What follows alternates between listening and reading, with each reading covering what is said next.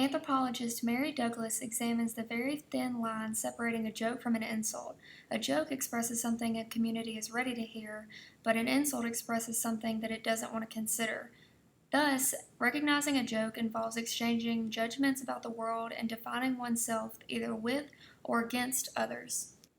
This presentation will evaluate why humor is a tool that many content creators use to make their media spreadable and engaging. Throughout the internet's history, the most popular videos on the web have been the ones that make us laugh. So let's take a look at some examples. The first one being Old Spice commercials. In 2010, Old Spice created a campaign that launched called Smell Like a Man, Man. The commercial featured Isaiah Mustafa as the Old Spice guy. "Hello, ladies," the Old Spice guy says, standing in the bathroom only wearing a towel, and then he says to the presumably female viewer, "Look at your man. Now look back at me. Now look back at your man. Sadly, he isn't me, but if he stopped using lady-scented body wash and switched to Old Spice, then he could smell like he's me." The commercial then goes on to get even sillier, concluding with the actor on a horse. He dryly states, "I'm on a horse." This comedic technique has been very successful for the company. So successful that in 2010, the Old Spice YouTube channel had over 25 million views, just a few short months since the Smell Like a Man, Man campaign had launched. The sales of Old Spice actually grew 30% from February to July 2010, only 5 months after the new advertising campaign had launched. Today, they have a whopping 378 million views on their YouTube channel, along with over 640,000 subscribers. Humor is great, but parodies are something unique that the internet is great at. Parody, defined by dictionary.com, is a humorous or satirical imitation of a serious piece of literature or writing. While all humor builds on whether the audience gets the joke or shares a sensibility, parody combines that aspect of humor with a specific shared reference. This is precisely what makes parody valuable. It can express shared experiences and, especially when it plays on nostalgic references, a shared history. Those who are creating humor and parody claim specific common experiences with those who are laughing at the joke. YouTube gives content creators a way to make a living by doing what they love.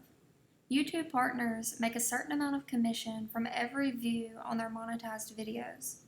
This means that the viewer will have to watch an ad that can last anywhere from 5 to 30 seconds. While this can be annoying for the viewers, that is how their favorite creators can make a living and continue to put out good content. According to socialblade.com, PewDiePie makes anywhere from $669,000 to $10.7 million in just a single year making YouTube videos.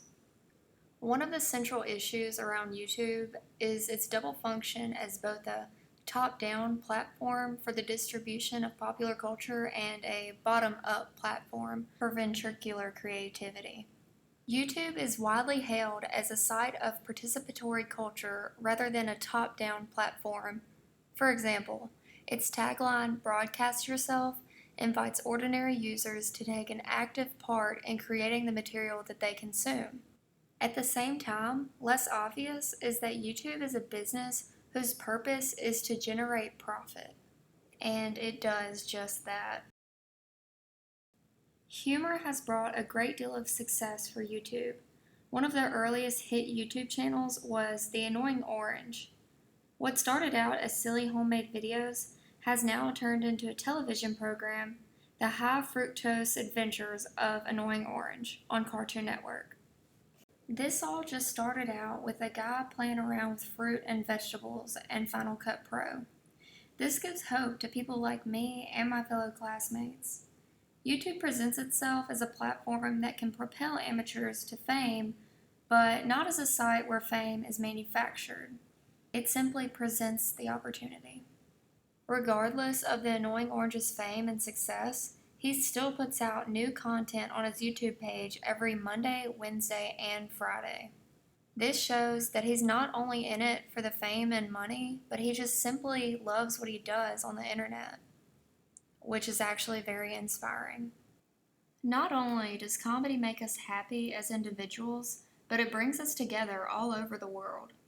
Sharing a joke together may open up new kinds of social and emotional bonds, which can lead people to seek out more information and more contact in their understanding of transnational relations. It would be hard to measure or to prove that the exchange of media increases empathy between cultures, just as it has been hard to prove that transmission of culture imposes meanings and values on other societies. Such exchanges can provoke conflict as well as understanding, but often the conflict can be a way of clearing the air of preconceptions and forcing participants to look at each other through fresh eyes. On YouTube, every single minute, 300 hours of YouTube footage is uploaded to the site. Every month, there's 3.2 billion hours of video watched. And nearly 5 billion videos are viewed every single day. If this doesn't show how influential the internet is, especially YouTube, then nothing will. Spreading laughter through the internet is fun and a special gift. Humor is not simply a matter of taste, it is a vehicle by which people articulate and validate their relationships with those whom they share the joke with. So, whether it's PewDiePie, the Old Spice guy, or the annoying orange, we all need a little bit of laughter to get us through each day. In the wise words of Walt Disney, laughter is timeless, imagination has no age, and dreams are forever.